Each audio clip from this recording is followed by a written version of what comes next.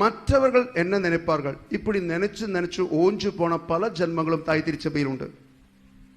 மற்றவனுக்காக வீடு கட்டினவன், வீடு கட்டி கட்டி லோனில் மாட்டி தவிச்சவன், மற்றவனுக்காக ட்ரெஸ் போட்டவன், ஷோவா ட்ரெஸ் போட்டவன், மற்றவனுக்காக டச் ஸ்கிரீன் வாங்கி ஏமாந்தவன், மற்றவனுக்காக அழகான பொண்ணை கட்டி மாட்டிக்கிறவன், எத்தனை எத்தனை பேரு மற்றவனுக்காக வாழ்ந்து வாழ்ந்து ஓஞ்சதுங்க நிறைய திருச்சபையில் உண்டு. நீ கேட்க வேண்டிய கேள்வி, கடவுள் என்ன நினைப்பார்? நான் இப்படி பார்த்தால், இப்படி பேசினால், இப்படி முடிவெடுத்தால், இப்படி செஞ்சால், இப்படி உட்கார்ந்தால், இப்படி ஜெபித்தால் என் கடவுள் என்ன நினைப்பார்?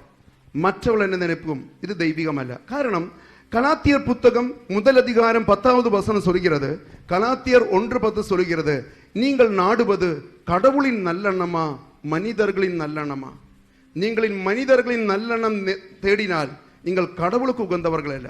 நீங்க தேடுவது மனிதர்கள் நல்லெண்ணமா கடவுளின் நல்லெண்ணமா?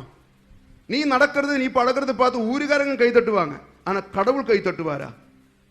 லூக்கா நற்செய்தி 16வது அதிகாரம் 13வது வசனம் சொல்லுது, ஒரே நேரம் கடவுளுக்கும் செல்வத்துக்கும், கடவுளுக்கும் உலகத்துக்கும், கடவுளுக்கும் மனிதனுக்கும் நீ பணிவிட செய்ய முடியாது.